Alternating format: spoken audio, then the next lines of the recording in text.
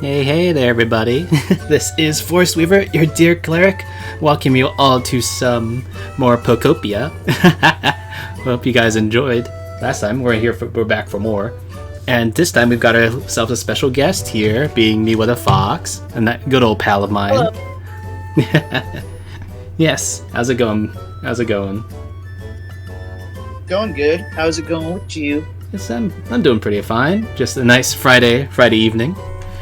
Here, getting some cozy vibes with being a ditto and all that stuff, trying to restore the world. That's been where all the Pokemon and people died. You know how it is. So, fun fact: I've never even heard of this game. 2, I am brand new to the world of Pokemon. Oh, I've only nice. just playing the franchise in games like I just recently bought Leaf Green. Ooh, so nice. Next to nothing about the wonderful world of Pokemon, as that Professor Oak called it. Well, this is a relatively new game. Well, actually, it is a totally new game. Just came out yesterday, actually. So, yeah, this is exciting. So, as I said, you get to play as a Ditto, one of the Pokemon, like one of the original 151, that can transform into anything. I do know of Ditto. Know that one. It's the one that looks kind of like that creature from Treasure Planet. Yeah, kind of, yeah. So, as I said, the whole premise of the game is that there seems to have been a giant sort of like catastrophe where the world was left in ruins, and now you're just a Ditto here and you're trying to restore it, basically. The gameplay is very similar to like a mix between like Minecraft and Animal Crossing, it seems. Where you're going around. Just a casual kind of slice of life game. Yeah, very cozy. You get to interact with a whole bunch of other Pokemon, both old and new, so it's really fun. New. Yeah, because as I said, there's over 1,000 Pokemon at this moment in time, so there's a lot that can be here. Fun fact, I am a huge collector of rare and exotic cartridges in games. Oh yeah. And let me find my rack here. Where is it? I gotta find another one. Yeah, here we are. So that is a Pokemon Green Japan exclusive original Game Boy cartridge. Ooh, wow, that's actually pretty cool. Yep, battery preserved and everything. Oh, that's even more. That's even better. That's cool. And I have over 137 sealed Pokemon cards that have never touched human flesh. Must go on for quite a lot, huh? I guess I just collect cards because of the fascination with the art and stuff like that, and it's one of those things where all of the people my age are investing in garbage like crypto and stuff like that. Oh, yeah. Like, I'd rather something I could invest in that's not fake or meaningless, in the sense that it would never like devalue greatly. And one of the things I was researching into was how Pokemon and certain trading cards are just constantly going up in price because of the and things like that. Yeah, like I have a friend who works at like a GameStop, and they know like people can be pretty ravenous for Pokemon cards. Yep. One of the things I've also been doing to kind of spite it is oh, hi there, Glass Demon. How's it going? It's my fiance. Thank How you. You doing, Glass? Thank you very much for following. Thank you very much. Yeah, oh, God. She's the Pokemon expert. I know. All I know comes from her, really. Also, I got like some sort of target thing done. I don't know. that was a surprise like alert for me. But hey, probably like a follow goal or something. Possibly. I don't think I even set that. Sorry. One of the things that I can share about Glass over here was the very first time we spent like the first day she. Yeah, I guess so. When we were dating, she decided like I didn't know that she talked in her sleep. Oh, uh-oh. Yeah. And so instead of a normal, innocent, random conversation, she was singing, I guess, something called the Diglett song. Interesting. She would Diglett dig, trio, trio, trio. Probably from the And anime, if I had to guess. I guess, I don't know. I was like, well, that's quirky and cute. She did it like 19 times in a row. All on that same night, or? All in the same night when she was sleeping, and I'm sitting there trying to sleep. It's 1 a.m. and I'm like, for the love of God, please shut up. Oh no, it's from the I'm talking with a Squirtle right now. Who says, "I never get bored with you, Round Ditto. Here, I want to give you something to show. Oh, my gratitude. Oh, he gave me like a bags of bean seeds. Oh, nice. Can potentially plant them." He said this is like a very, very cute game. You would think that they would have gone with like Bulbasaur if it was like a plant. I have a Bulbasaur here, but yeah, like I said, I'm just trying to like grow my community of various Pokemon here. That is also my preferred Pokemon type. Every time I've played, I've only played 2 Pokemon games. Well, I guess 3 technically, because I tried a little bit of Brilliant Diamond and Shining Pearl. But yeah. But my fiance was like, "Don't play those versions. Here's the original DS versions." No, So I was like, oh. I see. Yeah, and Jamu's here, like one of my mods. So yeah. Hey there. Oh, is that how you say it? Yeah, like Jamu or Jamu. I always say Yamu. I get it, but yeah. I spent too much time around Spanish speakers. I don't pronounce J's really at all. No worries, I get that. Platinum? Yeah, Platinum's pretty good. Like, my first ever, I guess, Pokemon game that I actually really got to play and beat was Heart Gold Soul Silver. I did have, like, one of those old Game Boy Colors, which had, like, Pokemon Yellow on it, but I could never get past, like, Pallet Town because I was such a young kid. I didn't know what I was doing. Oh, mood. I've played so many games from my childhood where I'm like, oh, I was terrible at this. This is really easy. Yeah, I know. But hey, I think that's kind of rite of passage. Yeah, true enough. One of my most profound experiences with Pokemon was the first time I played Leaf Green the other day. I played it after. It was like the waning hours of the night, and I was getting frustrated with Resident Evil 9, so I jumped on like for an hour. Oh, nice. Leaf Green.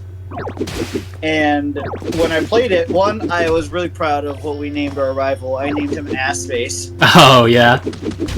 And then it was really funny when like Professor Oak was like, "Oh, that's my grandson's name, Ass Face." Had a your kids were really mean for some reason.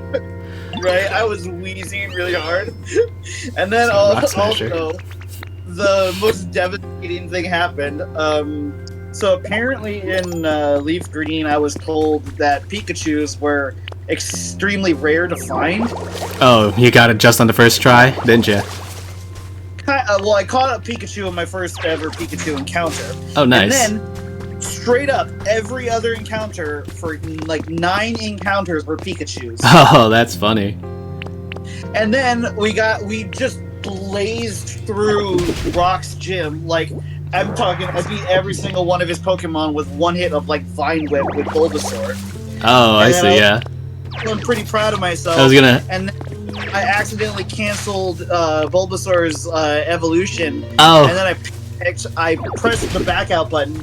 Realized that this wasn't like one of the like Nintendo like online things where you can save your data independently. Oh.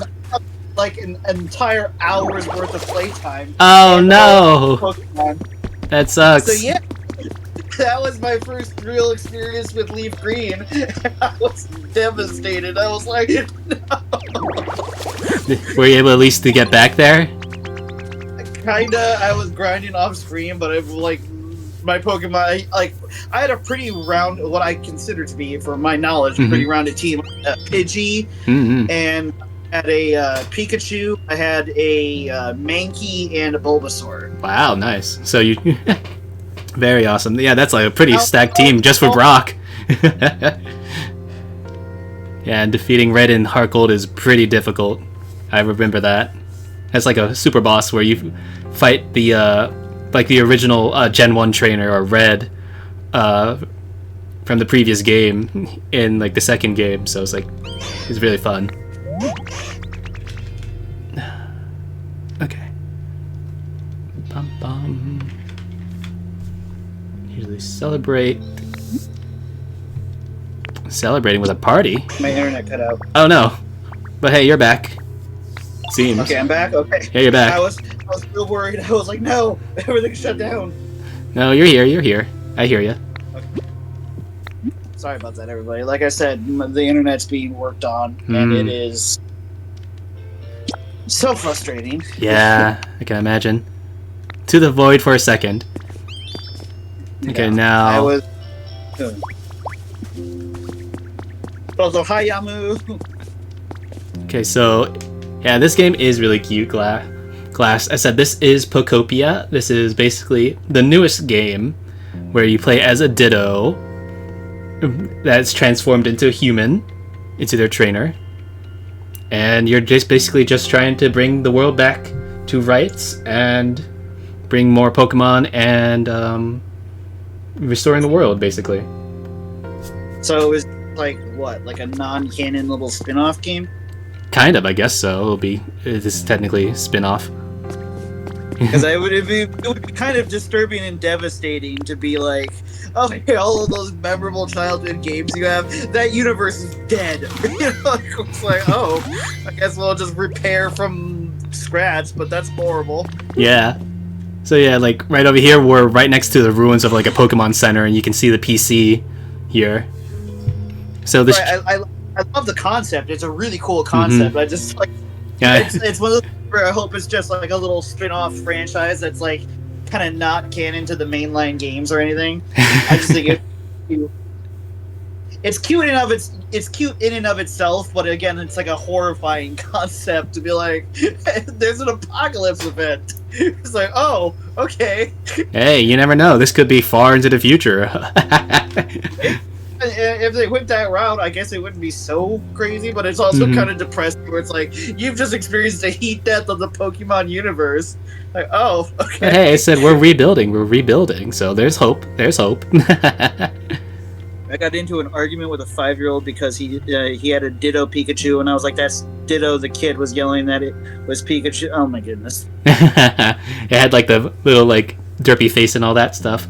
So we're here talking with like, I guess our guide, Professor Tangrowth, and Charmander wants to put on like a celebration or a party to like celebrate our progress. Magnificent Forest and Charmander. Quite the duo. How can I help you? I wouldn't be surprised if this game tries to pull the kind of like the Detective Pikachu, like the movie type situation where like all of the humans have become Pokemon. Yeah, that would be interesting. I said because this Ditto is impersonating like their trainer. Right, that would be where I'm probably imagining the story's probably going to go. But again, I know nothing about this. I'm only guessing from the outside looking in. So, well, I said there's still plenty of game left. So, making their own house, we want to do something to celebrate. Yeah. Ho ho! A celebration, you say? I think that's a fine idea. But how do we do that? Celebrate, I mean. What? Why, that's simple. You just, They don't know how to party. Now that I think about it, how does one celebrate exactly? What would be the best Pokemon to bring to a party? The best Pokemon to bring to a party? Yeah. I know. I guess it really depends. Probably some of the sound type Pokemon, like maybe like Exploud or something like that. Oh, Rotom. I guess so, because it can jack into any of like electronic and take it over. So if you've got a stereo on it. Jigglypuff. Oh no, everybody's gonna fall asleep. No, of course I do. How to celebrate? What would a human do in this situation? Ah, I got it. It it would be really funny though. In my mind, I'm imagining like a Diglett, but they're like dubstep like DJs. That would be fun. But they'll have to use their face though, like a Doug Trio using their face because they don't got fingers. That would be even funnier though. Just like them rubbing the record. I know. Like Diglett. I know. Like drop the bass all of a sudden. It looks like Tangrowth's got something. He needs food, but we eat food like every day. No, that's not. I'm talking about. We need lots of food and lots of different kinds of food too. We got to eat it all together. That's a celebration. So we're putting on a feast then. Gonna bring Drifloon to a kid's birthday party. No, don't. The Drifloon's gonna steal the kids. What's a Drifloon? It's a balloon ghost type Pokemon. I'll show you. Wait, that's significantly horrifying. Kinda. But it's like really small, and usually they're not big enough to carry a child away. But I said that was just like a part of like one of the Pokédex entries is that like sometimes it likes to like try to lift off kids away, but they're way too small. so it's usually the kids just dragging the Drifloon around. We're at the berries and cloth. Okay, so it's like presents. Oh. Got a cutscene here. I'm back and I brought berries. Get ready to celebrate. Haste makes waste. Whoa. Oh, squish. Oh no! Charmander fell down. I tripped. Oh, look how sad he looks. He's got like watery tears in his eyes, the Charmander. It's all sparkly. You're right there, Charmander. You smell something sweet. Oh no! The berries! They're all squashed! Oh wow. I'm sorry, it was for a big celebration. It's okay, don't worry. We can make jam, if anything. Can I see that cloth for a second? For a moment? This cloth? Sure, it's a big mess now. We'll just do this here and a little of that. What's a... And there we go. Oh, did he make a flag? Whoa, check it out. That shape looks like a ditto. I got a ditto flag. Aw, that's cute. Say, Forrest, why don't you use that flag to mark your house? You can call it a sort of celebratory housewarming gift from our Charizard. Charmander. Not yet. Oh, that is... Do you think, like, the Pokemon in this game would evolve? I hope so. I think that'd be pretty cool. But yeah, if you look at my stream here, this purple thing I'm talking to is Drifloon. It's very cute. There's something. I don't know if I would specify that as cute per se, but I said it's so small. I like its evolution, Drifblim. It's basically like a bigger sort of hot air balloon thing. It's cool. Okay. Yeah, there's a bunch of Pokemon here. They said they want me to place the stake in my house with a flag. Okay, Googling it and seeing better pictures of it, it is kind of cute. Yeah. Like stuff. There is a horrifying undertone with the carrying the people away. A fox-like Pokemon and grass type. I don't think there's anything like that at this moment. I know there's Delphox and like a whole Fennekin line, which are foxes, but they're fire types.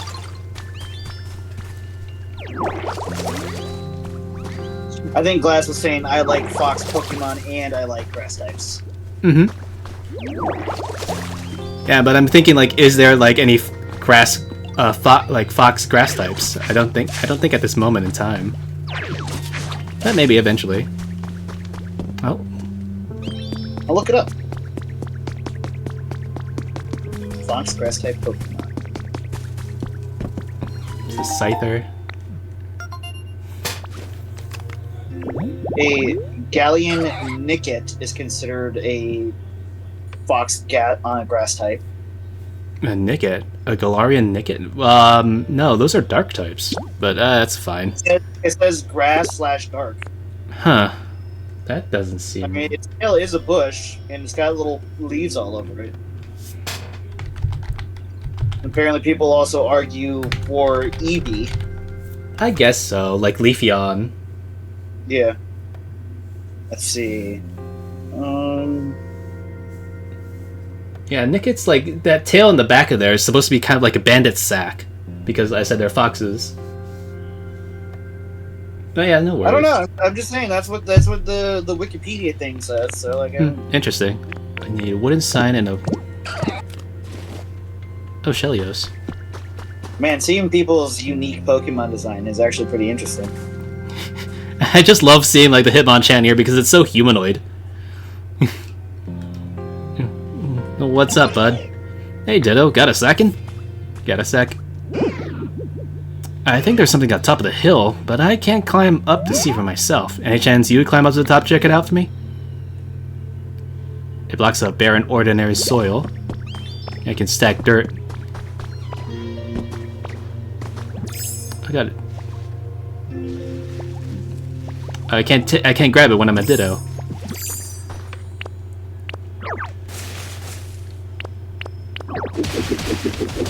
Punch, punch, punch, punch, punch, punch. I got... Ooh, a dowsing machine. That'll be nice. You turn back? Yes. I can't turn back into a Ditto if I'm trying to crawl into small spaces. To use it, hold the dowsing machine in your hands and talk to Pokemon who specializes in searching. Okay, I don't have anybody like that yet. Machan's So is chasing... anybody else excited for the Pokemon Winds and Waves? Oh, hell yeah. Looks really good, so I know I'm excited. I've only seen like images. I've not seen an actual trailer or gameplay or anything. So Yeah, I've heard there was not a great reception for the last Pokemon game that came out. Kind of. Oh, I can get a Hitmonlee for urgent care. What? The new starters are cute. I know. Like I always go for the water types on my first ever playthrough, so Gekwa is gonna be mine. Yeah, Glass is gonna go with Pombon because it's like a little Pomeranian. Yeah, fire type Pomeranian. Okay. And her first dog was a Pomeranian, so. Oh, nice, nice. Okay, I just got some lore here from like the old times, from a professor's diary. It says, my field survey on Cinnabar proved quite fruitful. I spoke with Pokemon professors from other regions and gained a number of insights on my own research. Many folks were very concerned about possible effects of recent weather disturbances may be having on Pokemon. I'm on my way home. On my way home, I found a young Tangela. He appeared injured and weak, so I used the potion to heal him. He seemed to take a liking to me and toddled along behind me. I wasn't sure what to do at first. I ended up bringing him home with me, figuring he might be a good playmate for my grandchild. Aww. That sounds cute, at least.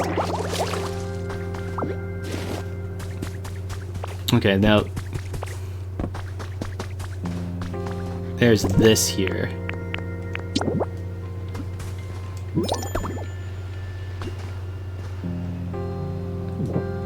Like, I'm here at a grave, basically. And I'm sure there's something I can do. But I don't know what. I think you need flowers? There's flowers all, like, over here. I probably also need to, like, light up the candles here, too. Can I place it? No, I can't. Because I cannot place any an offering of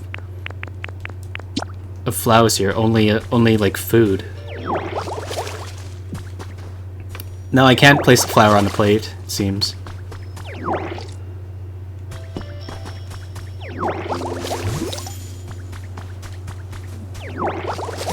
Watering some trees here.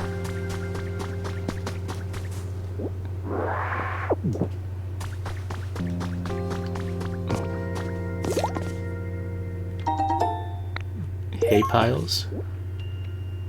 Look down and spit up things. Okay. So that's how I can climb. It's basically a lot like Minecraft. Okay. Oh no. I fell again.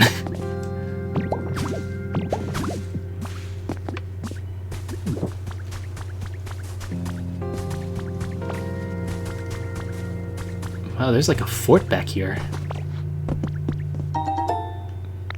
I got a first aid kit, which is what the Hitmonlee wants. Recipe for wooden bed. Want to play this game? It's so cute. I know. I'm sure you'll be... Oh, Team R Grunt. Team Rockets was here. I've decided to give this social media thing a whirl. Today's my first go at it. Why? To bring new recruits to our organization. We may not be the heroes of the story as far as most people out there are concerned, but to be completely honest, we're kind of the villains. But if you forget all the rules and common sense and stuff, we live how we want to live. Okay, if you say so. And I think that's pretty... I think that makes us a pretty fun organization. Since we don't have the best reputation, I can't really give out our name. It's kind of hard to talk about it without a name, so let's go with Team R. Get it? Got it? So anyway, give me a yell if you're interested in becoming a team member of Team R. This is funny. They are self-aware. Maybe a little bit, yeah.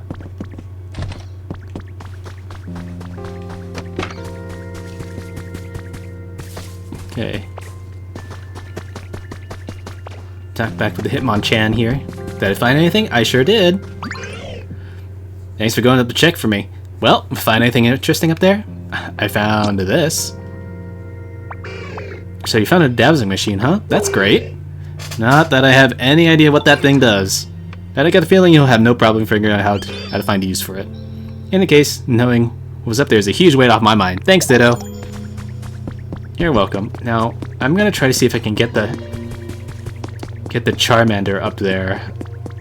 Hopefully he can come up with me. Hi, can you follow me?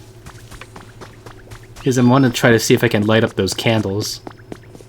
And maybe do something at that grave site. Oh, I can use mouse controls if I want, but no need for that yet.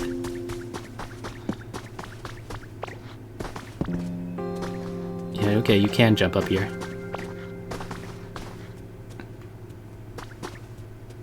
Alright, the AI is pretty smart, and it auto knew how to get up to me.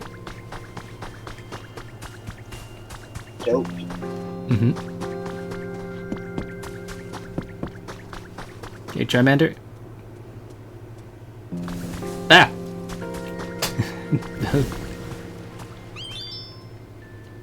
Okay. It did something. I restored a grave offering habitat. Nice. I knew it. Candles and plated food placed silently before a gravestone. Pretty creepy. Alright. You can head back now if you want. Yeah, I wonder who's it gonna be. It might just be as simple as a Ghastly or something. First aid kit. Yeah, so a bunch of like the gameplay loop is just creating these various habitats, it seems, for different Pokemon to show up.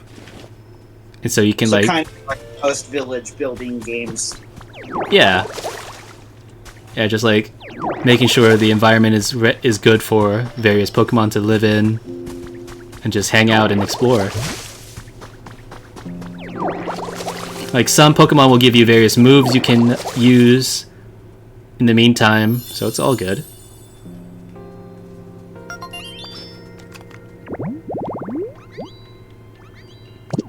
Elevated flower bed.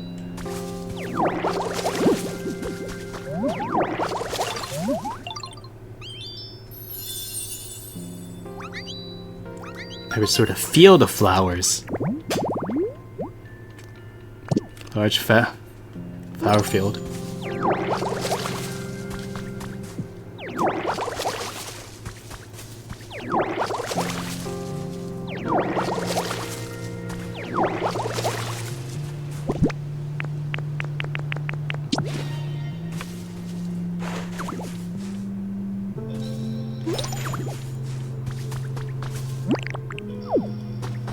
Okay.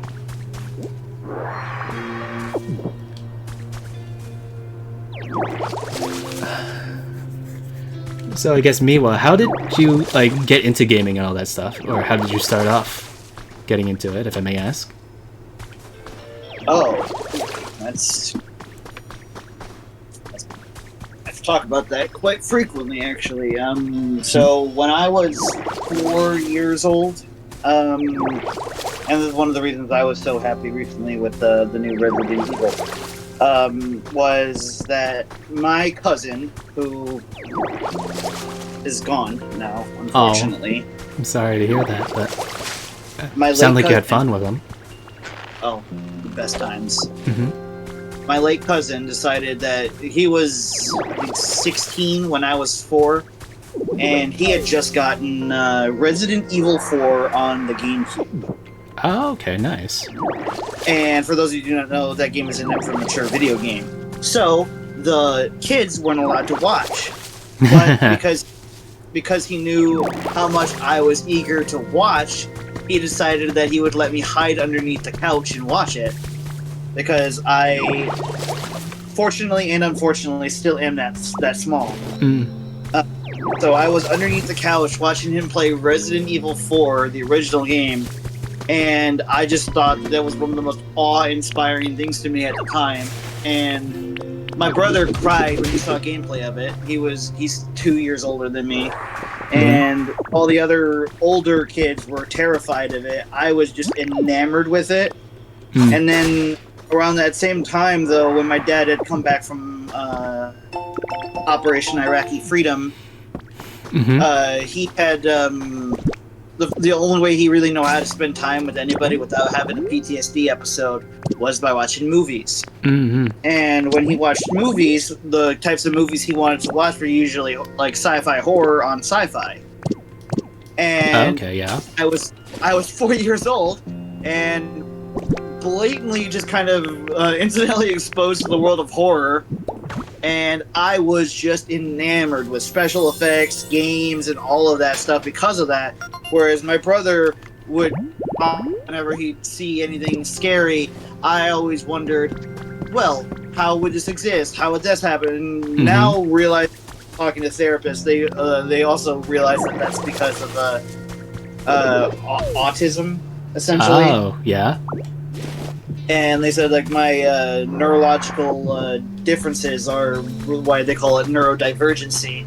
Whereas for neurotypical, they tell me to use that term rather than normal is demeaning. Okay. I'm new to all of this, so... It's all good, it's all good. Yeah, like, I only found out recently that I kind of have this in my mid-20s, so I'm new to all the words and learning about how to say things because of just the life I've lived. But when I was growing up, and still to this day, I become hyper-fixated on things that I really like. And so when I watched my cousin play Resident Evil, I started wondering, what about Resident Evil? And then when one night I remember my grandfather, he had a wall of PS2 games because he would always go around garage sales and find PS2 games to build up his collection because he had a PS2. He never played it, but he had a PS2. And one of the games I remember having the most striking cover ever, terrified just everything out of me. Picnic basket. And when that game, I finally was able to get that game nowadays and play it, and it was so fun. It was called Resident Evil Outbreak File 2, and I'll see if I can find a shot of the cover art. But the cover was one of the as a kid, it was one of the scariest covers of a video game I'd ever seen. Yeah. And that drew me to it because it was like, I don't know why, I just loved being afraid. I see. And for video games specifically, I like being afraid more than a movie because I could control what was going on. I suppose so, because you can always pause it. Well, less that and more my dad's way of comforting his kid when I was experiencing, whenever I would experience doubt or fear, would basically say, whenever I'd be like, well, are monsters real? And he'd say, well, yeah, they can be. I was like, well, what happens to monsters then? And you just he was infantry and blunt, so he just said, "I kill monsters." Oh, interesting. Straw table and straw So, stool. as a 5-year-old, when I heard my dad say that, I was like, "Well, that's vague and kind of unnerving." Mhm. But it made me think, like, huh, maybe that's why I like survival horror so much. Now, as an adult, we were talking about this because it's a controllable, like, there's monsters and evil, but you can fight it. And usually. So you apologies, I'm gonna sneeze, so I'm gonna mute real sec. Okay? Okay.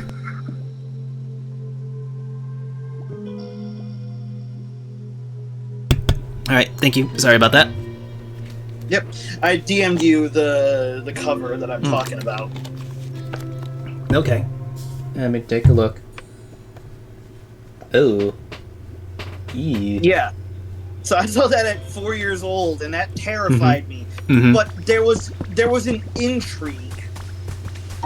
And one of the things that drew me to games, especially survival horror, is I liked the aspect of, like, kind of the classical, like, hero's journey in storytelling. I liked the selfless hero. And so when I saw that cover art, I initially was afraid of the zombie hands, because I was like, oh, that's terrifying. But then I saw the guy was passing, like, the person being dragged under was using their last few seconds to pass the gun to the police officer above, who was unarmed and surrounded by zombies. And then part of me was like, well, that was an extremely selfless thing to do in your last moments. And then that same year, I had also watched the Sam Raimi Spider-Man movie. And that movie I watched probably 122 times. Nice. But I remember hearing the line when Green Goblin's like, "What we are, who we choose to be. Now choose." And then I just that moment, seeing like the choices reflected in like Spider-Man's eyes of like one choice or the other, and him choosing to do both, kind of cemented why I liked storytelling. Not see Iron Man, Yamu. I unfortunately was not able to catch it in a showing near my theater, like in the theaters near me. Oh, I'm sure like it'll probably either come back or it'll probably be released somewhere. But my therapist and my psychiatric team had said that I was subconsciously inspired by the layered storytelling, less so that they were like necessarily the specific thing about a video game, but that I could picture myself in the situations because I was always afraid as a kid. That being afraid and having the power to fight back was something I guess I like idolized. And when your dad is infantry and he teaches you all these things about like combat in the military, you kind of like that was my paternal figure, and so that was like the aggressive, like kind of drilled into your head, like the realness of the world, where my mom was much more reserved and compassionate.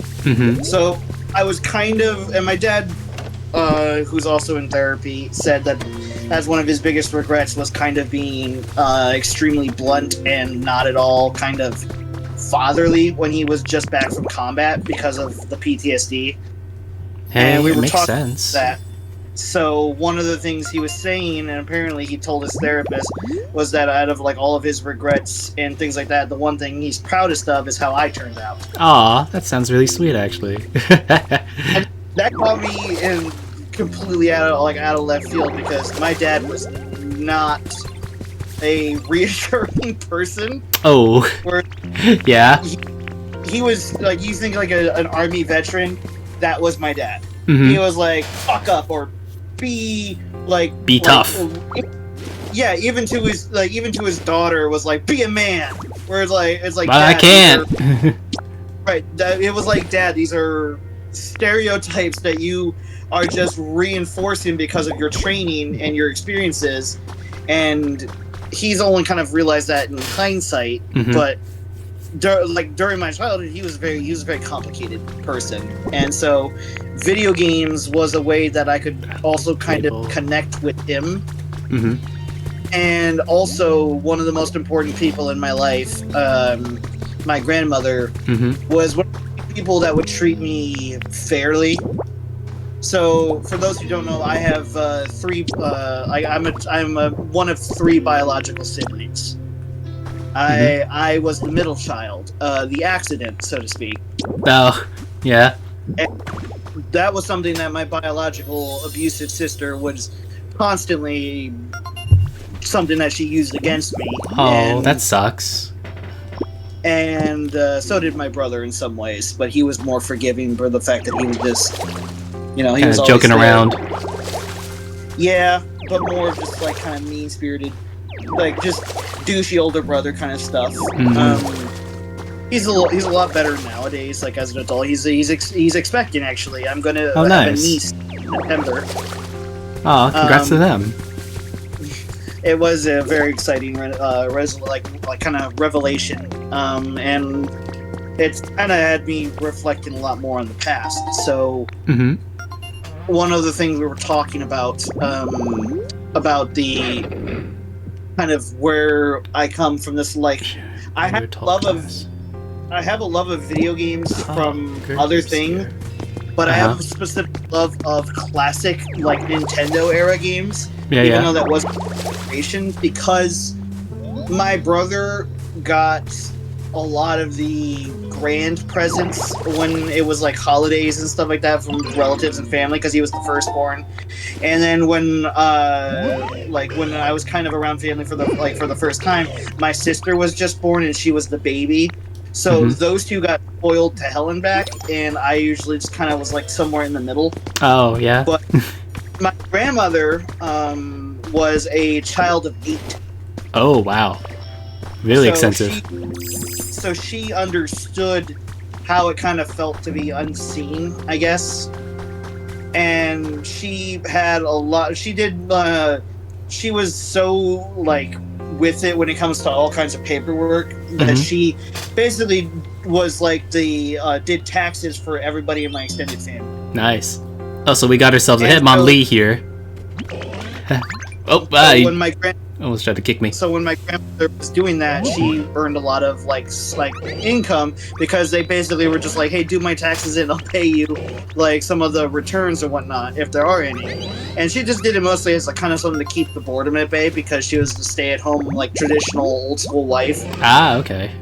I see. And so with that, she bought me a PSP when I was 7. Ooh, PSP, you got nice. First video game I had ever fully owned by myself, that was mine, was Castlevania Dracula X Chronicles on the PSP, which was a remake of the Super Nintendo game. Right. And it also included Symphony of the Night fully. Oh wow, Symphony of the Night, that's a pretty nice game to get up as your first. So those two games were my first foray into independent video game, that I could play by myself, completely uninterrupted by my siblings. And I just fell in love with the allure of exploring, of finding all of these different designs, all these different artworks. And then it just became just a pure love of video games ever since then. Okay. It's that's a really fun story, very in-depth and really meaningful too. Thank you for sharing. No problem. I've always said, I am an open book, and don't be afraid to ask about chapters. Gotcha. Yeah. I don't think I have that extensive of a backstory for how I got into video gaming, but I don't fully. All stories, regardless of their depth, are Yeah, I don't fully remember what exactly the first thing we got was, but I know that me and my sibling got one of the original Game Boy Colors there. Yeah. We had a few games of it. I remember Tetris as well as I said Pokemon Yellow, but I didn't know how to navigate it. So it wasn't necessarily I didn't get into gaming that early, but one thing I remember is that I don't know what age I was. It was probably maybe when I was around probably 6 or 7 or so. I got I got a Game Boy like Advance SP from the Tooth Fairy, basically. I had one of those when I was like after my PSP. My mom bought me one. Those were awesome. Yeah, it was pretty fun. But I said I got it from I think I got it from the Tooth Fairy because I had my 2 front teeth taken out at the same time. So after I put them under my bed, the next morning I found that underneath there. I was like, whoa, what's this? So man, that's a lot cooler of a Tooth Fairy than I guess. Yeah, huh? So that was a fun. Oh, I found some more my first lore. Game Boy for doing inoculations on an army base that were required, and my mom knew how difficult it was to get me to go into a hospital, so she's like, listen, if I give you a Game Boy, would you basically just take the shots and not freak out? And I just said, basically, I was like, heck yeah. And she said, bargained with you, huh? From her perspective, and she said this was the most like unnerving thing. She said I looked her dead in the eyes and took like 5 like vaccines, one after the other. Ooh. I just stared her dead in the eyes, like not flinching, and she was like, You really wanted that Game Boy. That's what she said. I don't remember that because I was like just trying to block out, like I didn't want to go in there. But after that, I had a Game Boy Advance SP. And Nice. I had that, a PSP, and then my mom also, when we moved, brought out an old Sega Game Gear. Okay.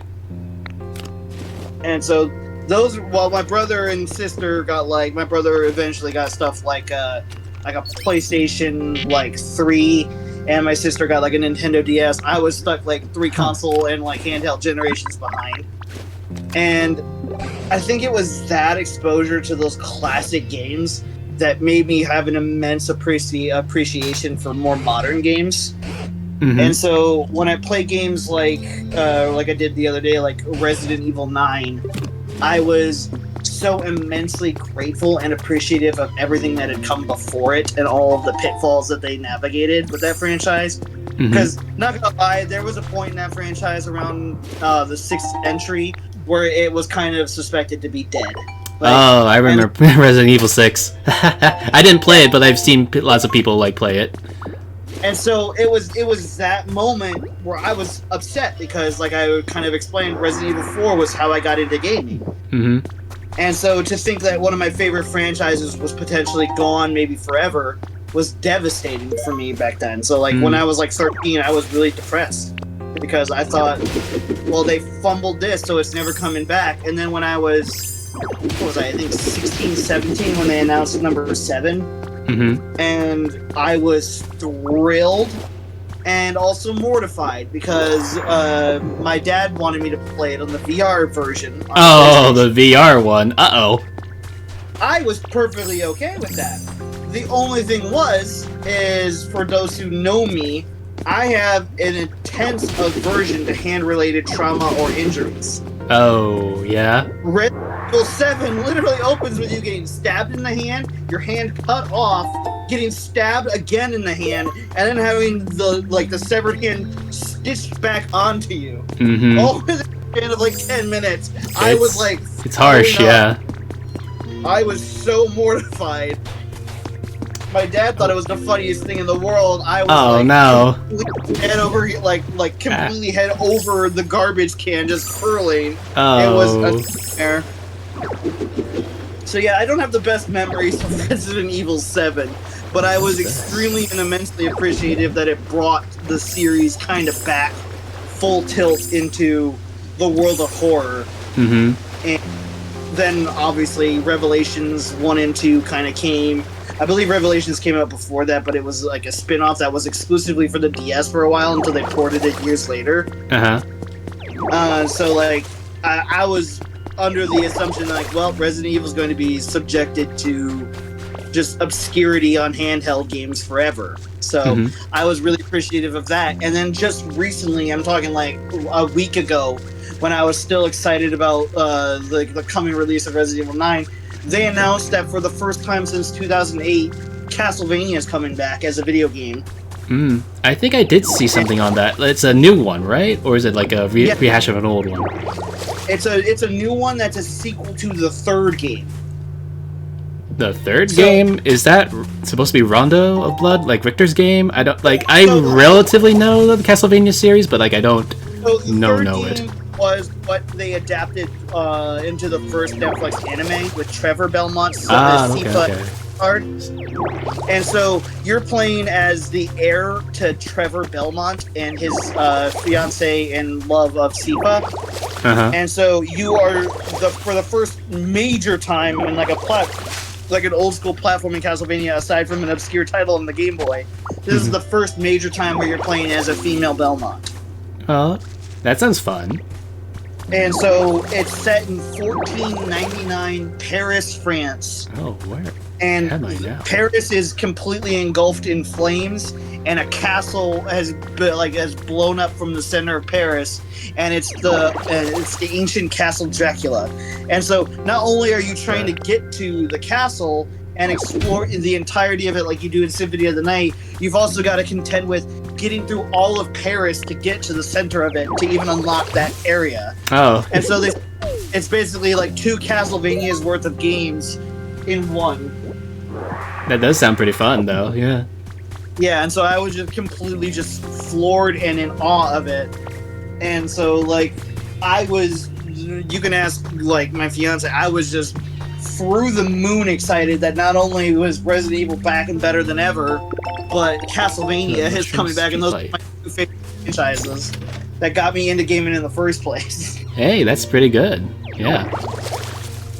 I still, to this day, whenever I'm like, whenever I'm like overstimulated or disassociating, I will hum to myself the themes from Castlevania. Nice. I need a specialist with Crush. This one, I just like to watch the Leon edits. Oh my god. Like, I haven't seen anything on that, but like I know like a lot of people are really enjoying Leon in this new game, so. There's a thing going on like for like a lot of like the female streamers. We're turning off sound effects for whenever he's cranking or lifting something. So he's just going. Yeah, just having it only be the voice. Oh, that's funny. It's funny seeing the Phantom kind of goon to Leon being like just this really badass old man now. Hey, like. I don't know if Chris got the same treatment, but I know he got like pretty like muscular for like his times, like in 6 and somewhat like that. And I think he was also in 7, wasn't he? I think. For Resident Evil 8, he looks more like a boulder. Like he's not like fit and muscular. He's just wide. Yeah, he's just bulky. He looks, as they say, like the classic scene, he looks like a brick shithouse. Like he did punch a boulder, so. Constantly, like they made reference to that in the 8th game when like one of the buildings like that boulder punch, you asshole. I know. I was laughing at that, and like I love how Resident Evil 9 treats its legacy. Like when you go back to Raccoon City, it's like, hey, when we remade Resident Evil 2 and 3, we left out some things that die-hard fans were upset about. Here are those things now. Like, the first major enemy you come across when you go back to Raccoon City is an enemy that they completely removed from 2 and 3 that people were devastated over. And they were the Titan Spinners, which were like gigantic spider creatures. Oh, yeah, that does sound fun. Yeah, the first thing you see finally in the new RE engine was a gigantic fucking spider. When I have arachnophobia and I was still giddy with excitement and terrified at the Does she have a place to live? Oh, in fact, I don't actually have a place to crash. Sorry, I'm talking with a drillber who needs a house. You're good. But like, when it comes to Leon being kind of this sexy old man energy, it is absolutely there. Like if you like even remotely like Leon, like just from passing, like this is probably his like it's weird saying this is his hottest, like, because he's like 51 in the story. Oh, really? But yeah, it's true. He is gorgeous. He's got like that celebrity like somehow looking fantastic while being a senior citizen look. Hey. And one The thing that RCPD hire their best, right? one thing that fans noted though is like they're like towards the end of the game he takes off his gloves, and then you don't really fully see him do it, but he puts on a wedding ring. Oh, really? Nice. And so people were like, "Who did he marry? Who did he marry?" And then the director's like, "We can't like fully legally say who, but if you played any Resident Evil game, you should know who he married." And so people were like, "Leon and Ada are finally canon together." No, it's Claire. No, that would be the most devastating thing that they could probably do to the franchise if it was Claire, because like there are some people that want that like them together, but they have like no chemistry. I know, but like I think wasn't it kind of a meme like somewhere where like Chris was trying to like convince Leon? The Redfield bloodline thing. Yeah. Which is majorly weird because when you play Revelations 2 as Claire, you can see her in another relationship with another guy that she's clearly happy with in that game. That's good at least. And that game took place in 2016, I believe, which is years after Resident Evil 6, and I can't really see Leon just being like, well, your boyfriend or whatever just turned into a monster a couple of weeks ago. You want to get together sometime? Like, I don't see that happening with how dedicated he is to his own side of things. And the only constant being in his life that's not like a daughter figure would be Ada. So it's like that's the only person I could see him being with. Yeah, that's fair. Like, but also isn't like this Ada, like I guess the most recent Ada due to like Resident Evil 6 shenanigans? It's like a clone or something. I forgot. Like it's kind of weird. So that specific plot line was another lady was made to look directly like Ada because director Simmons loved Ada, but Ada was disgusted by it. Makes sense. So that character was not Ada Wong. She was this other girl that they made to basically replicate Ada Wong. I see. And so like Ada was unfairly blamed initially for the outbreak because Chris wanted her dead, but Leon was willing to basically, like he said, like lay down his life in favor of No, Ada. this isn't how she's like. Should be placed on a so flat like wall. there's this whole history towards Leon and Ada having this deeper than just kind of surface level romantic connection ever since Raccoon City, where like either one of them being on the opposite side of like the battlefield are willing to just basically like sacrifice everything to save the other. And you don't see that anywhere else in Leon's entire storyline other than with Ada. Like in Resident Evil 4, in OG and in Remake, whenever Leon is in danger, like when you play the Separate Ways game, you see that Ada is immediately like drop everything and go to save him. Even if she doesn't directly do it in front of him or take credit for him. She's the one who rings the church bell that saves him from the village. She's also the one who like is desperately buying him time so that he could cure himself with the Plagas parasite. And there's this world of history between them. And it would be basically career and reputational death for Capcom to not reward that payoff in some way. And they even actually cut Ada Wong from appearing in Resident Evil 8 as well. Oh, okay. Interesting. So she was originally going to be the person that sets Ethan free during when like the main group of bad guys are holding him hostage. Instead of letting him go into like a little death game thing, it was originally she was a crossbow and like cut his like cuffs, and he was supposed to mad dash through like a werewolf mine. Oh, yeah. And so, like, they kept that same kind of idea, but, like, they ultimately scrapped her appearing in the game, as they didn't want, like, I guess, to overcomplicate the narrative, because Chris was already in the game. But the original idea being that Ada and Chris still kind of had beef, and that would have been resolved in that game. Because willing to go out of her way to save Ethan Winters, which was, to Chris's perspective, uncharacteristic of her. But it's the fact that there's a lot of like what Leon has done throughout his life that's kind of rubbed off on her. And in each progressive game, she becomes more noble and more morally upright because of her like significant history with Leon. Nice. And when you think about her potentially being the reason why Leon is like literally fighting back a T-viral infection to try and save the world of all like the T-virus that is affecting all Raccoon City survivors, which Ada is one, I could definitely see him doing that, because the only other time he did that was so that things didn't end up like Raccoon City and Resident Evil 4, because like he said, things have to be different, because in his mind, up to that point in his life, he thought he'd lost Ada, and thought like all of the things that happened in Raccoon City were his fault. And so Resident Evil 4 is mostly about him overcoming this guilt of not kind of saving the day and saving Ada. But then Ada comes back into his life, and he's hostile kind of towards her at first, but you can tell he's trying to fight the urge to be happy more just because he's frustrated.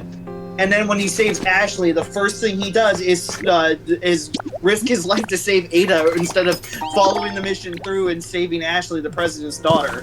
And when she offers him a ride in the helicopter in the end, the director's commentary states that you can see that moment of hesitation, that he wants to join her, but he knows he can't. And he knows the same thing. And then in that same game, they potentially retconned what happened in Resident Evil 5.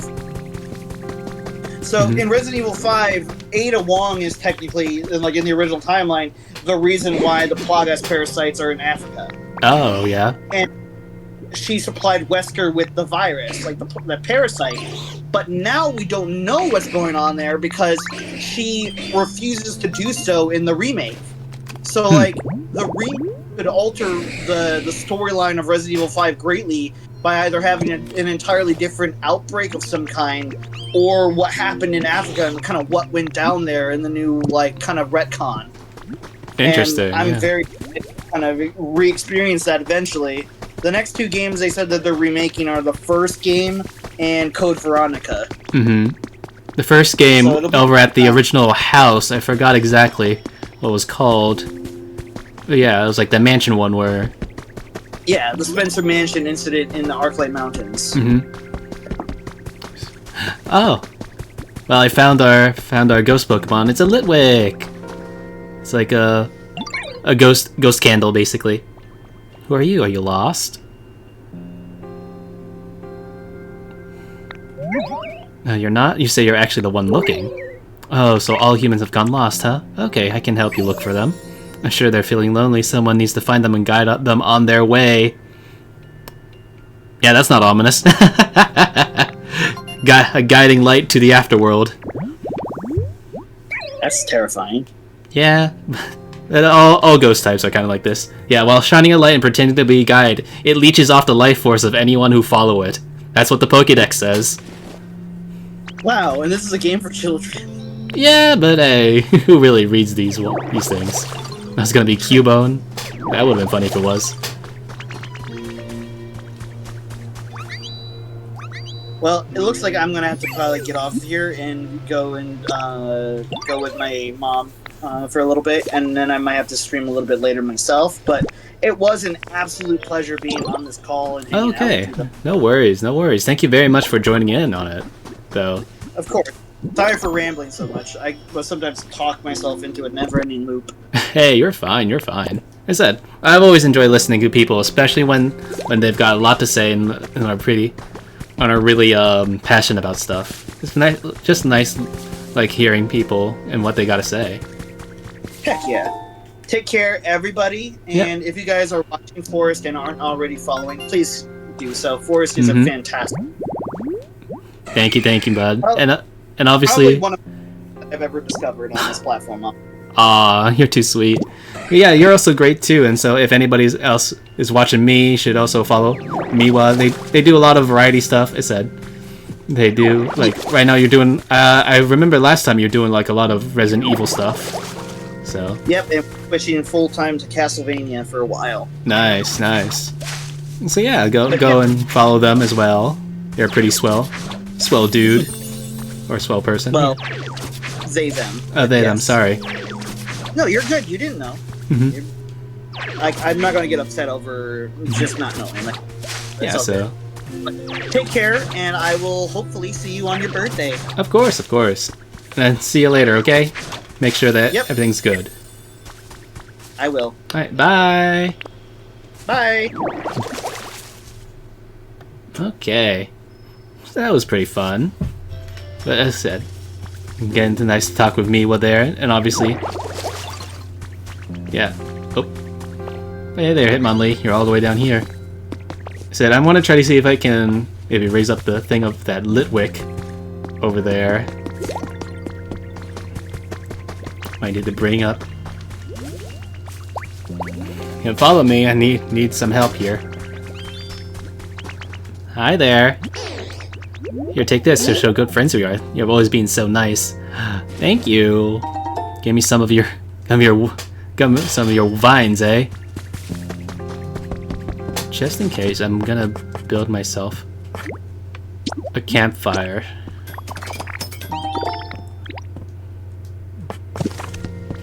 Because I don't know how much, if the candles add a lot of heat or not a lot of heat.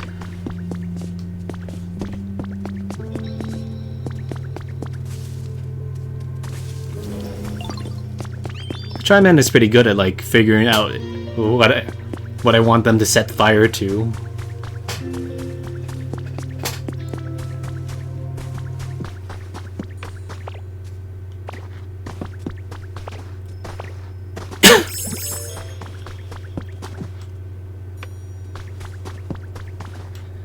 I wonder how I'm able to climb over those gaps. Oh. He did it himself, I guess.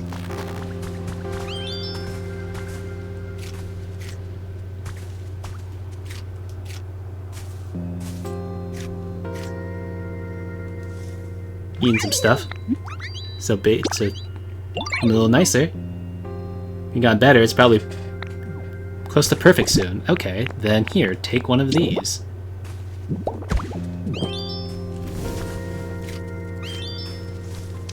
Does that help? Yay, and have caused so much work so hard. Thank you. You're welcome. No, I think you could probably get on out of here, bud.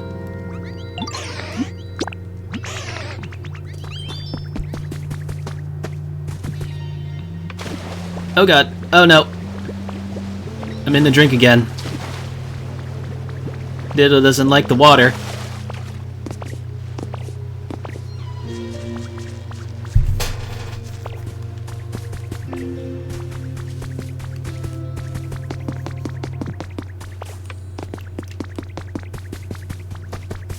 Diddle can't swim? No, he can't swim, it seems.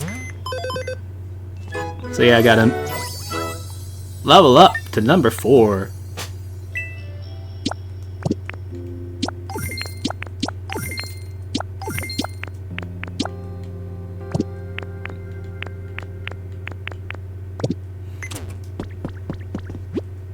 This building is in ruins. Oh, can I build it back? Nighttime can really come. What do you need again? You should put that on your building. Oh, on it. Okay. I thought it was said nearby it. This is mine. There we go. This is now officially your house. On each day, your life here will begin in this house. Place furniture and choosing to arrange it. You can also select return house. Okay. Oh, thinking. Came up with a recipe for a ditto flag. Nice. Forest house. This building. Oh, talking about the Pokemon Center.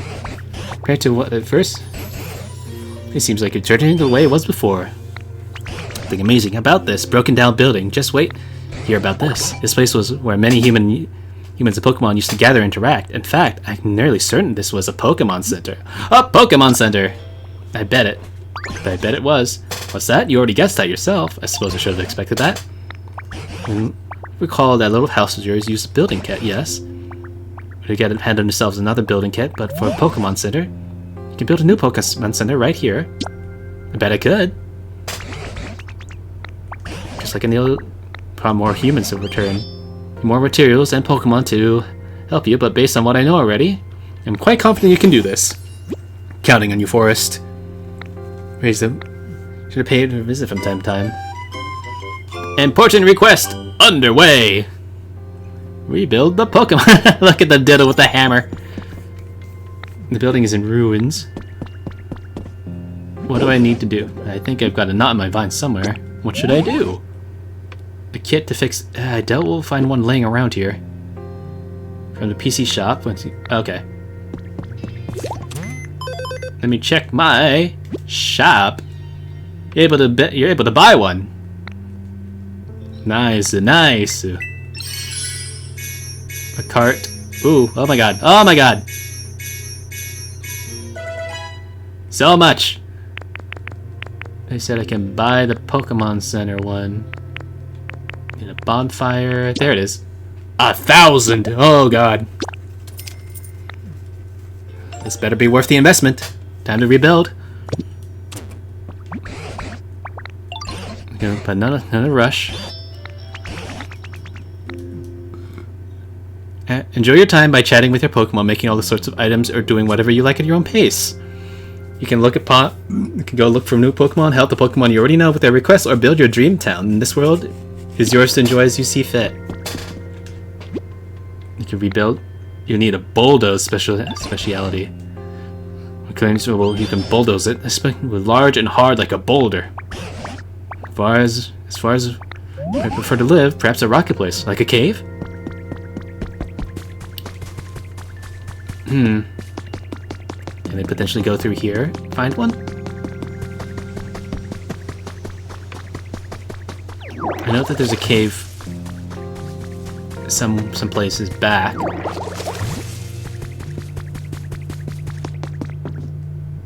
Can I scan you here? Nope, I can't pass through at this current trainer rank. Darn. So I see you over here. What are you?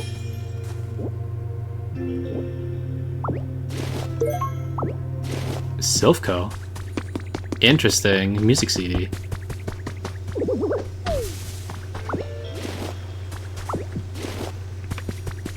So I need to go to a...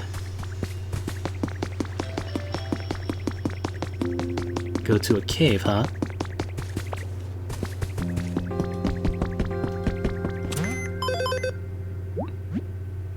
Oh, go. Weak stamp card. Ooh. Stamp rally. Got a Mew.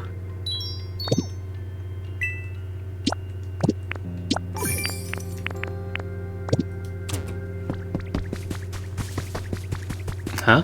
What's up, Squirtle? Hey, Ditto, do you have a moment?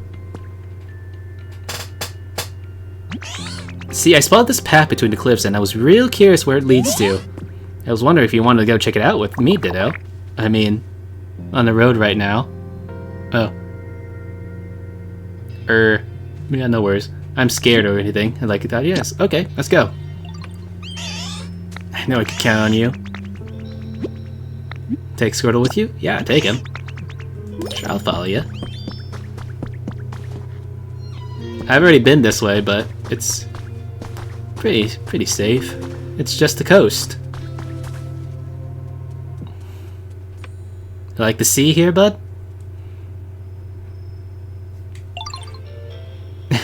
Think he does. Whoa, now look at that! It's a big, huge beach! Oh, it feels so nice here. I'm glad we made it. Oh, there's a cave over there. It's way too scary, though. I think I'll stay here. And actually, Professor said crab could have rare mushrooms growing in them. I'm not going anywhere near that cave, though. Way too spooky. Hey, thanks for bringing me here, Ditto. You're welcome, Pud. You're just gonna pal around here? Alright, so there should be some rock types in here, then. Vine ropes.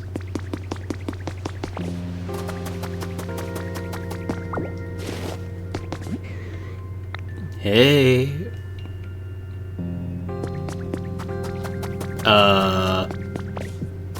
It's kind of weird. Are you further in this way? Hey, somebody, anybody! You can hear a voice from beyond the stone. Anybody there? Rescue mission time! Punch, punch, punch, punch, punch, punch, punch, punch, punch, punch. Oh, an Onyx, hi! Punch, punch, ow. Oh, hey, bud! I'm glad you found me here. Sorry for the sudden request, but, think you could help me out? Oh, fish. Sorry, Thunder. Let me get the fish up for you. Sweet, I owe you one. I forgot. I was setting up the collab with me while that got to put on the fish. Kind of got myself stuck in here. Here's the fish. Sorry about that, bud. Am I able to, like, send one, test cast, auto high, change weather. She's in line.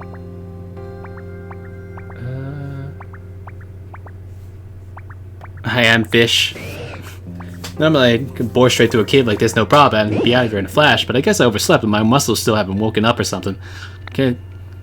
Well, you're wicked hard. I'm about to give up if I'm being honest.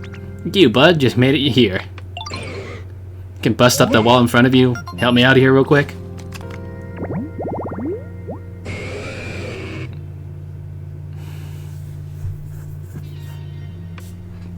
Thank you very much. Oh, thank you for subscribing. Thank you, Thunder. It's very much appreciated. Surprise. Ah, thanks. Now you can get to use some of our, like, subscriber-only emotes. Yeah, you can use those out and around Twitch. Spread the dear love. It's very much appreciated. Now, no, I can't punch through here. Dang, I thought you could do it. that's my. You got the leaves. I heard that you're trying to use your head, use your muscles. So good at that. I know. Got any? You got any really smart friends? Could you ask them how to bust through the walls around here? I bet I'll be patiently waiting here. I'm counting on you, bud. Okay. Smart friends? I can probably maybe try to see if I can consult the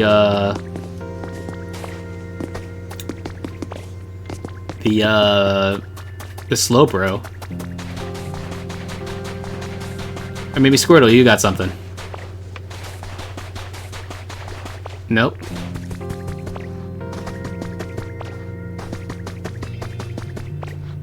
I'll go talk to the professor, see if he can assist. What's on the other side? Oh, he's walking all the way back here. Forrest, do you have a moment? I stopped wondering what's beyond the wall of stone. Can't believe that wall was back there when I was a young thing. Thanks. You used some thighs there? You did. Not exist there not so much. Keep them now. I dare say you could break through the wall. It's not too much trouble. Could you please take me to the other side of that wall? Do you have a question for me? Apologies, but I really would like to see the wall first. I'm just too preoccupied to think about anything else. Off we go! So this is probably gonna teach me how I punch through walls.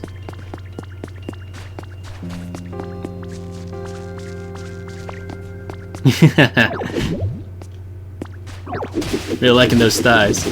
Fish. Yeah, the fish should be up now. We can use it now. Punch, punch, punch, punch, punch, punch, punch, punch, punch, punch. Here we are. Over by one of the docks. Also, there's a lighthouse here. Oh ho, would you look at that? Right on the other side, this vast sea itself. Now I see. And we go gazing out to sea as a child. Where am I supposed to look at for fish? I said it's exclamation point fish here, the channel points, and then it's just some fish casting here.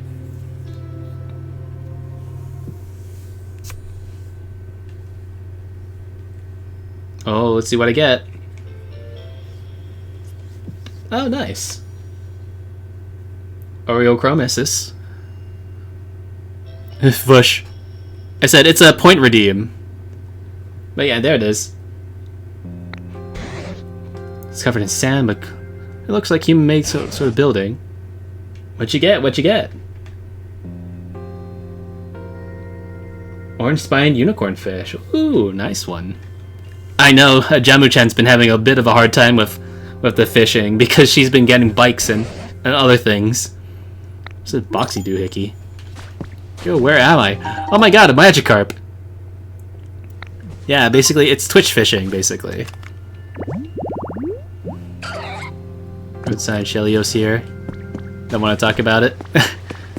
I'm sad. Aw, it's okay. What we got?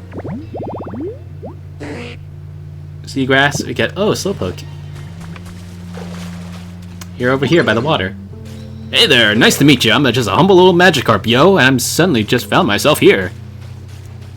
Just me, and to do it again. Splashing about. I can't remember anything before that. And wait, don't tell me you're a Ditto, right? Yo, I'm so glad to have met you. I hope we can be friends.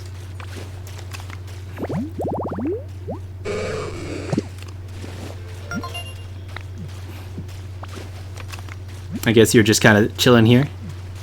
Recipe for discovering new Pokemon. Oh, nice. Stone tiling? Can teach you something awesome. Oh, is it just flopping about? Hey, Ditto. Come in with something? I'm missing the place I used to live, yo. Feeling homesick, feels like it. What's it gonna be? Is it an actual fish today? Oh my god! It's a fish! But maybe not necessarily the one that you thought. But it's a legendary, though. We got a croissant shark. That's cute. Kind of waterlogged, though. And you just flopping. I love it. Yeah! You got a fish. Somewhat. Boop. Ah, thank you. Let's go to this Habitat Ocean fishing spot. Okay, I just need to get a seat. These are one of my best moves. Yeah, alright, bud.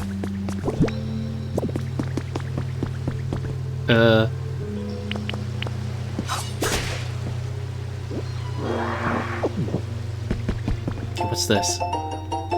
A fantastic fishing fanatic big bro. Hey, how you doing? I've been having a fun day fishing as always. By the way, the Pokemon started changing where they live. Recently I fished up Pokemon that I used to only see in different regions. Maybe you'll catch something rare when you... Aw.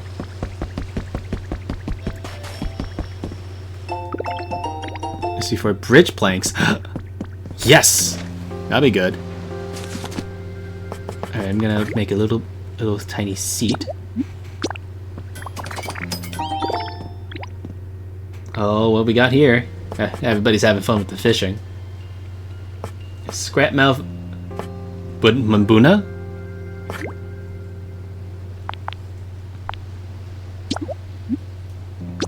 Of course, it's a bridge planks, so we can...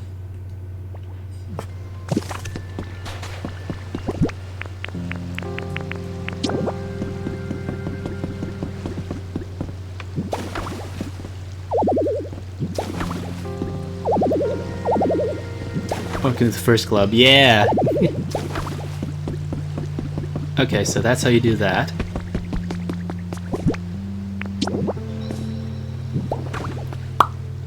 There we go. Got Magikarp Sting, Ocean Fishing Spot.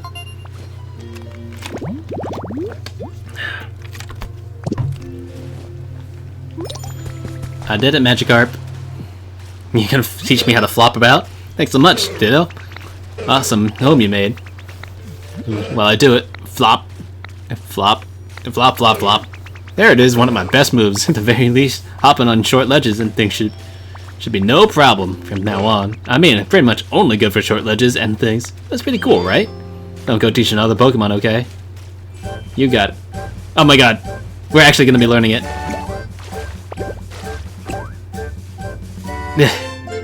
You learned to jump. Aw, nice.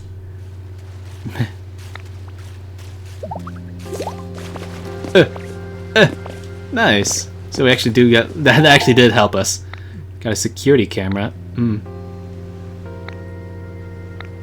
We can spy on our Pokemon.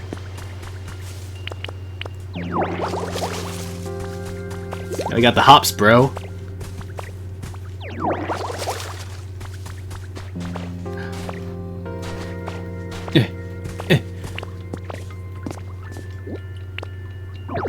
Punch. There's got to be something eventually behind one of these things. Ooh, look at this. No.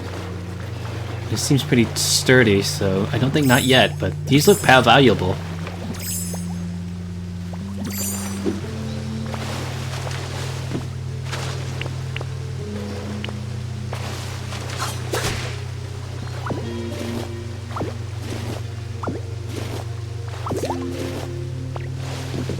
Inhaling open.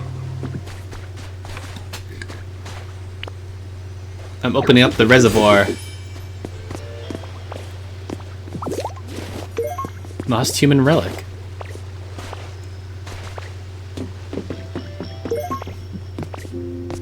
Peach sand.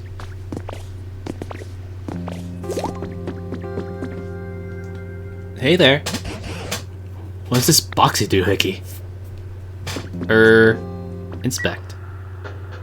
Testing, testing. 1, 2, 3. Hello, good morning, or maybe good evening. Is this really recording? Whatever, I'll give it a go. Oh, the box spoke. Is that another PC? Excuse me, you there. Welcome to our... Oh. You look like a real hero, you know? A real nice guy. But wait, whoever hears might not be a guy. Forget that last part. I mean, you have an honest-looking eyes. I mean, you have pure and worthy heart. And believe you me, all of us have pure and worthy hearts, too. We're a business that uses Pokemon. I mean, we're an organization that works hard to improve the environment for the sake of all Pokemon. I think it... Oh, so yeah, that is Team Rocket's R on the door there. Can I see what... Yeah. You should be able to do that. Let me check. Settings. You can do that by... Command is fish. Fish. Yeah, if you maybe do fish board, I think that's how you can do it. Or dex command. Yeah, maybe try doing dex board or something. Or fish board. Team Rocket for real destroy the planet? Maybe. Oh, there it is. And then we can do the catches. Croissant chart. This is just showing us like the leaderboards. There's you. I got a bike. Jamu got a bike. Jamu. Yeah, look at all these things.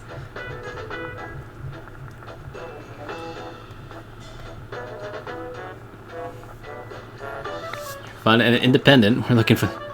Your eye says you want to join. We call it a team initiation challenge. Part 1. To all my objects. Oh, the Tangrowth is falling asleep. The delivery hatch, you're not gonna eat them. Well, Pokemon, of course. Okay. Seems like finally done talking. Gonna make heads or tails of it. Like they might need help.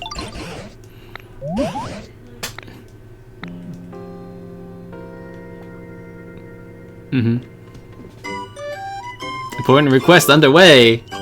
Doing the team initiation challenge? Question mark? Nearly forgot. Well, ask me, did you? Don't you? Forest. Oh, what's that? Oh, an Onyx is stuck in a cave. Dear me, so first things first, let's head back and discuss this with the others. No, wait, first.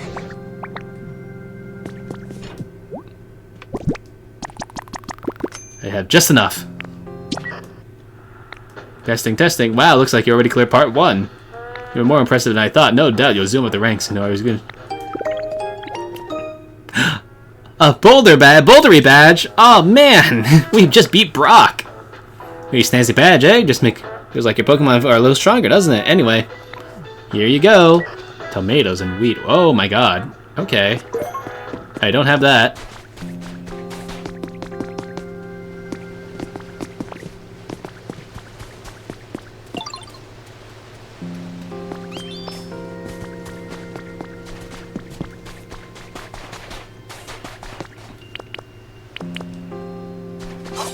Initiation challenge.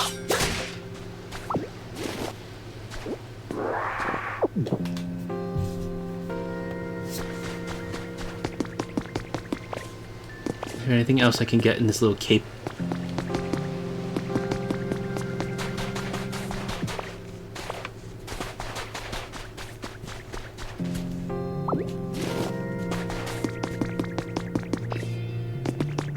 While we're doing this, eat some logs? I got a question for you.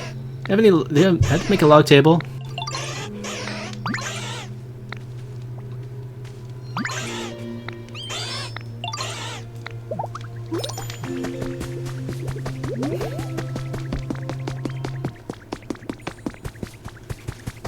So many things to do, oh my god. There's just like, every Pokemon's got like something.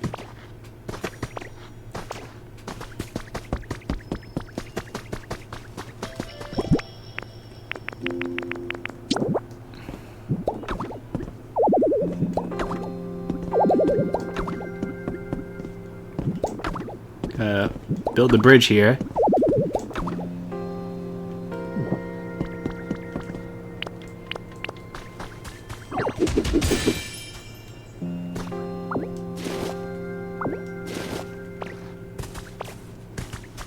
What do I get now? Oh, shield fossil. Oh! Oh my god. Jesus. Oh, I didn't mean for that. Found traces of a Pokemon. What we got? A flowery table. I need in a small vase. You can get a victory bell. Interesting. Shellos report. Change color and appearance based off its diet and the environment it lives in. Interesting. A yellow Shellios. That's cool.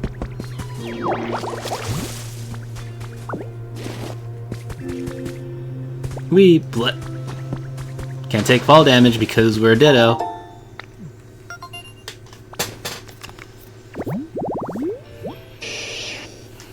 Hydrated tall grass. Oh, I can get a war turtle here.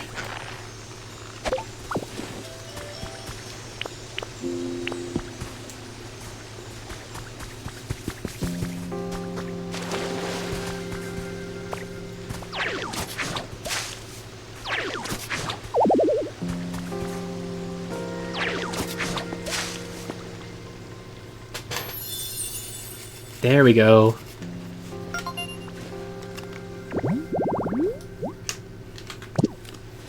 A squirrel and a war turtle.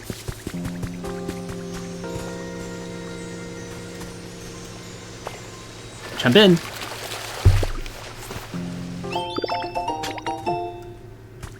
How are we getting recipes from all the way down there?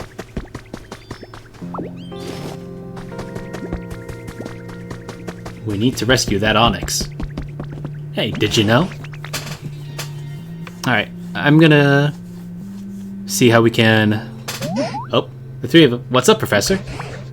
It seems like Onyx is trapped in the cave, and the walls of said cave are very hard. Even Forest can't even breathe through them.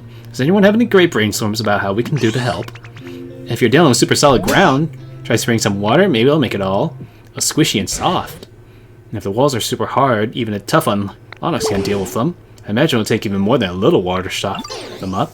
Then why don't we just wait for it to rain? Rain you say. I suppose we wouldn't know, but it doesn't really rain around these parts.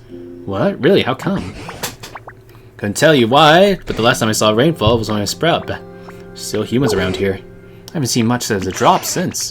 Whoa, for real? That's fine by me. No rain, no pain. Hold on, what do you mean no rain? We need rain! Sure, a little rain could only help Onyx. Might cheer up other Pokemon here. Sounds good. Let's make it rain. Easier said than done. I'm afraid let's see how can we make it get it to rain. There's stuff we can do, but you know, is rain though. What does rain bring to mind? Well, I think I've got it. I need a Slowpoke. A Slowpoke? Well, if I had a certain Pokemon named Slowpoke helping us, it might make it rain. Do you think you can find a Slowpoke and bring him here? Recall correctly, sitting in tall grass near the sea. You recall the sand-covered building we found? And the rocks you broke from me. Oh, grass around there. I'm certain Slowpoke would like it. Okay.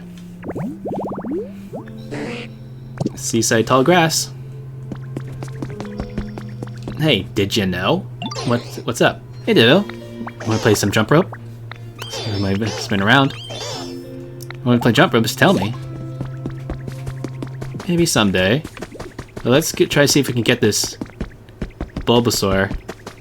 I mean, not this Slowpoke.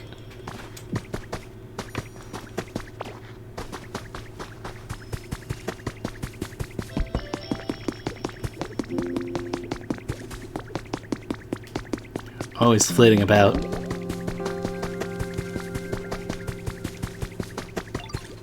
I'm surprised they're not asking, like, I can't just bring him to Slowking.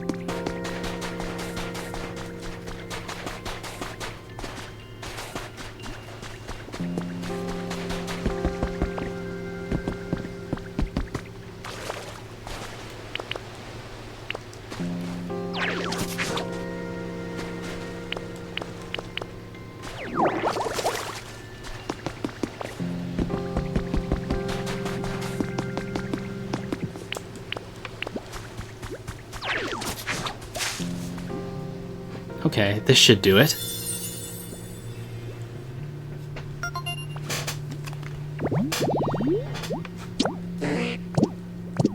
Burp beep.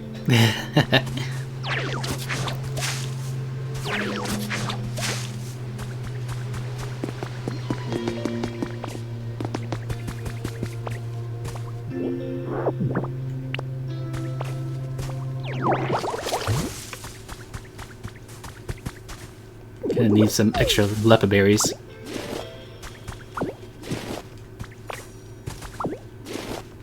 Replenish my stock.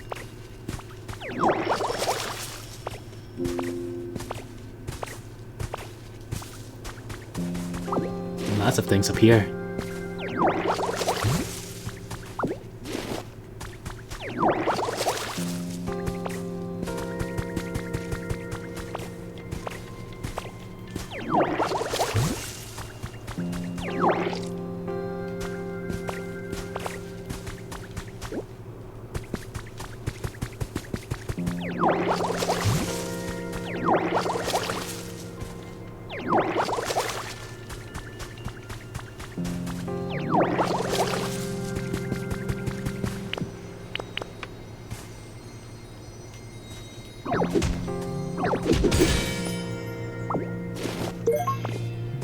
A large relic. Interesting.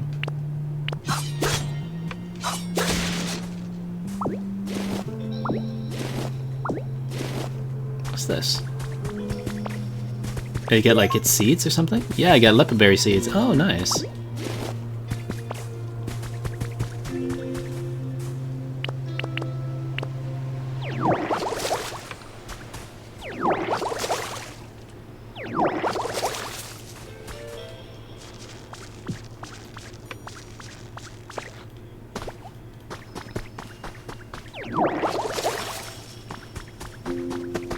Oh, I'm back here. I'm back out here. Interesting. Oh, and I can't punch my way through out either. Okay.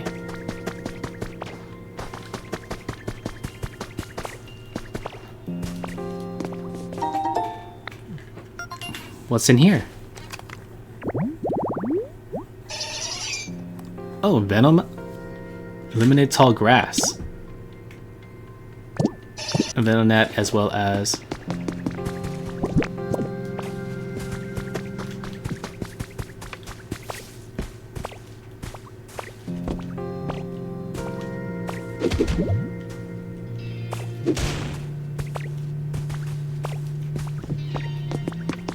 I can get across up here too.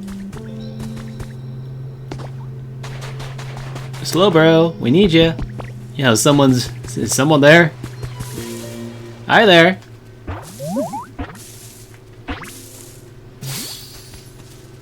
There he is, and he's floating on air. Yeah, he is. Do I know you? Oh, are we friends? Maybe? Maybe not. Well, it's nice to meet you. Aw, he's so cute. Slow and dopey. Hey, oh hey there. Oh hello, what's up? Come with me, please. Huh? Where are we going? Huh? So I have the power to make it rain? Cool! Oh, but hold on, the ground's real bumpy around here. It's hard to walk, try to walk. I'm gonna get all, you know, tired out before we make it a professor. Came up with a recipe for wooden steps. Place steps in the terrain is difficult. Pokemon can walk much farther on moistened paths than a dried up ground. Well, if you could, you know, clear off the path and make it easier to walk on, that'd be great. Cause oh right, I want to make it get to the professor. Encourage Pokemon to travel farther places. Oh gods, alright. Whatever you say, buddy. Carrying too much stuff. Uh oh. Okay, no.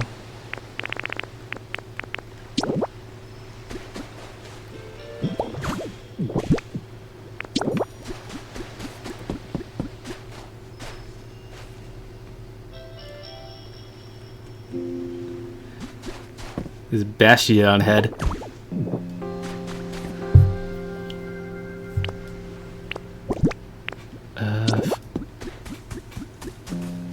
Play here. Berry. Bridge planks. Do I have any other pathing things that I can do? Doesn't seem like it.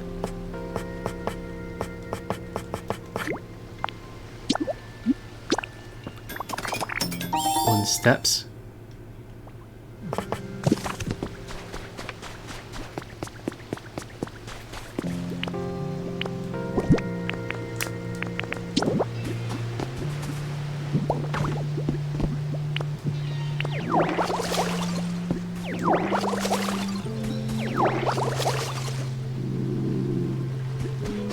Oh, Nido's getting a little bit hungry.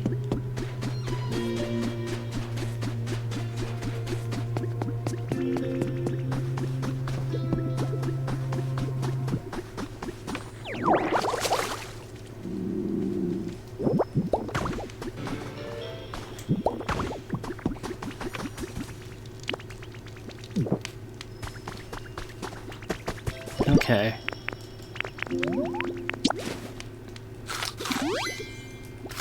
The rust berries.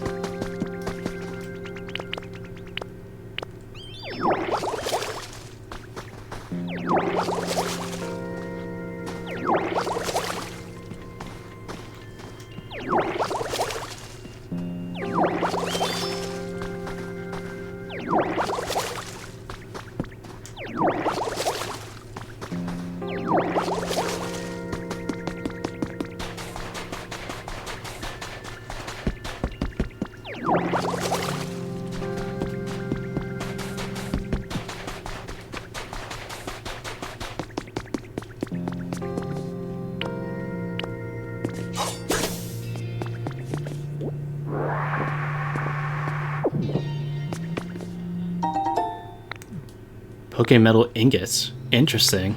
Come across the shop or anywhere near us. Smelted. Funny.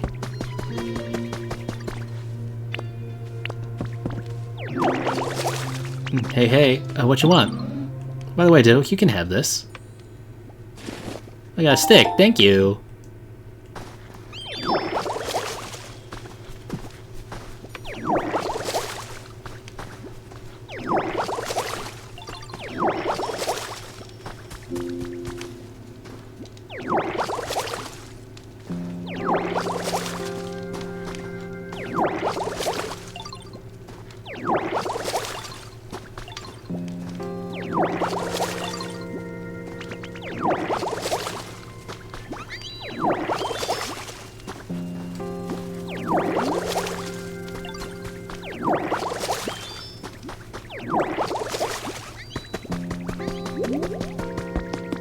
There was a semi-easier way to do that.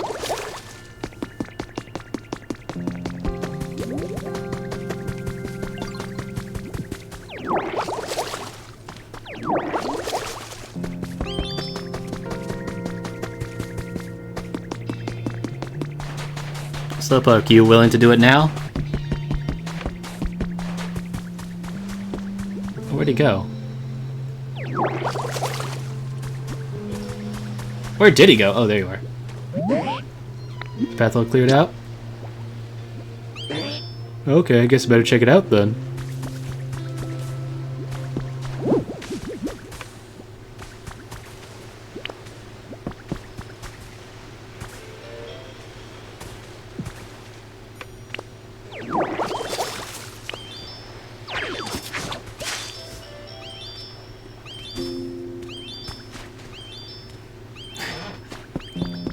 Look at the little boy go.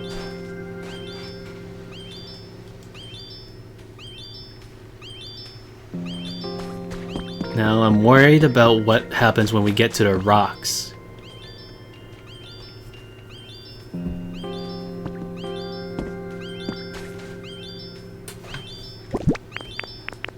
Eat a Lepa berry real quick.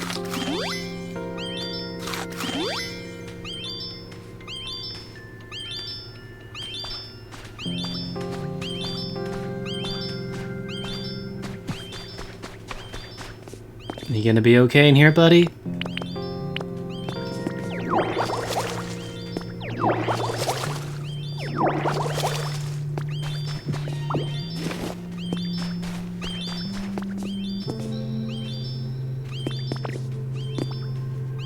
Only a bit of a short hop, but are you gonna be okay?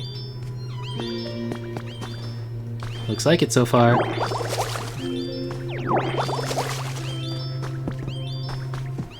Yep, seems like no problem for Slowpoke.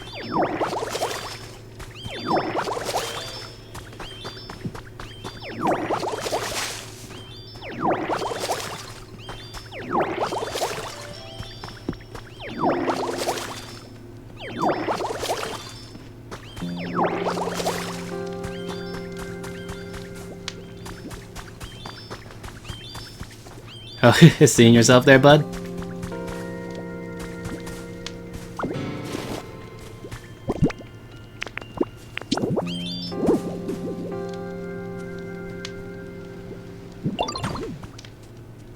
There we go.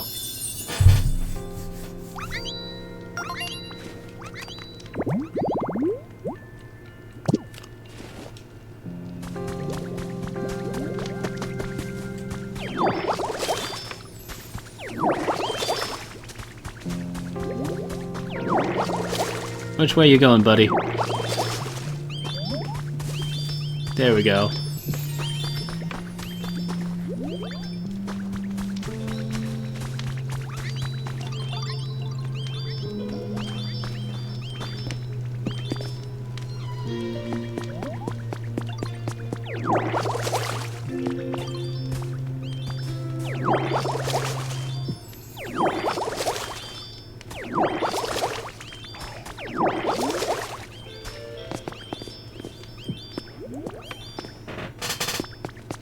Here he comes.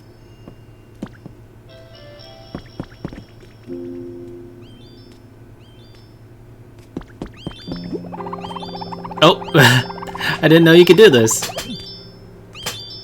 I got kind of like tied up in himself.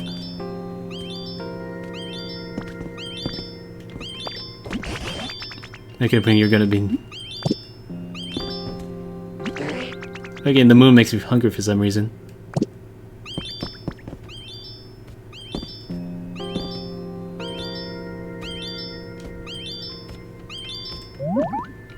Uh-oh. No, no, dead end. I wonder what the humans are. Here. Come talk to me. Oh, there's like stuff in the way. I don't know if I can make it through this. And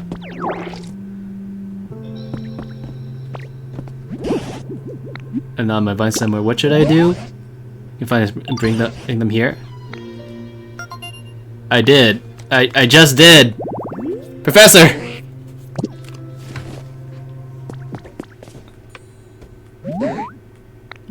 Sorted? Like clearing a path or something? What? It's all ready. I guess I better check it out then. I made it. Hi, I'm here now. Oh, it's a slowpoke. Okay, there was some weirdness there. I got it. Now then. I see you here. It's because of an old human legend. The rain falls when a slowpoke yawns. At least that's what I heard. Whoa, is that true? Awesome. I don't know. Is that true? Just cut to the chase. Could you please yawn for us? I'm not really sleepy right now. Oh, right. Please give me help. Oh, okay. I'll give it a shot.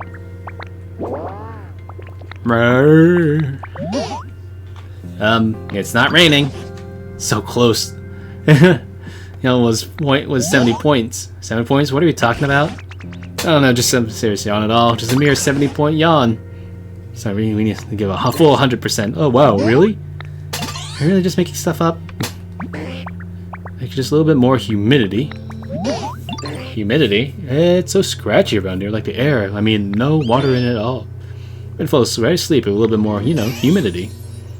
You gotta make it greener, but how can you make things more damp, for sure?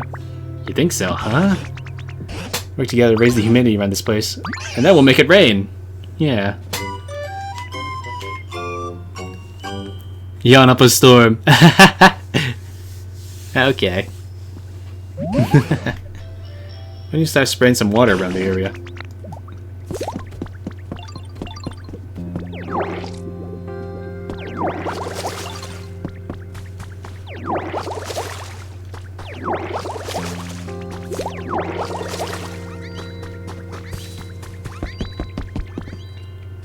Let's see if this is good enough. Give me a yawn. Yeah. My word, he almost really 71 points. At time we should try fail Pokemon for help for the ideas.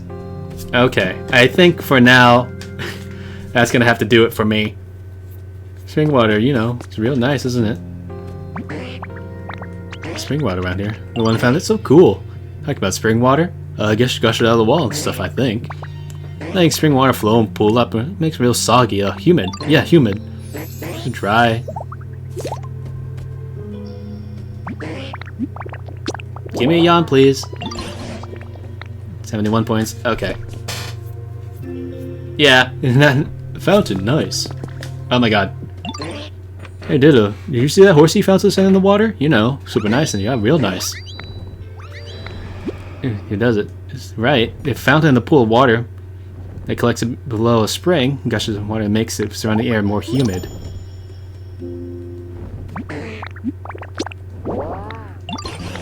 $71 points. More little tidbits you want to share, bud? Okay, no. Alright, I think that's gonna be it for now, though. Whew. Got a lot of things done. I had a nice chat with Miwa while they were talking here. So yes, everybody. Who's that one?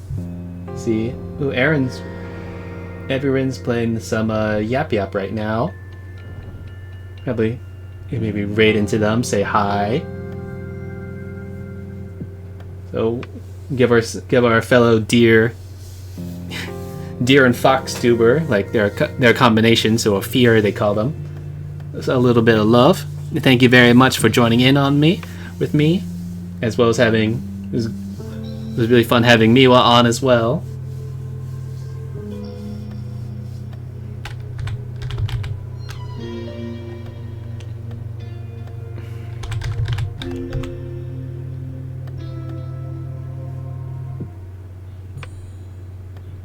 Okay. Go see if we can raid into them. Yeah, they're doing a collab with some people for Yap Yap. So like a wizard sort of game. That should be pretty fun. Alright everybody, thank you all very much for coming in here.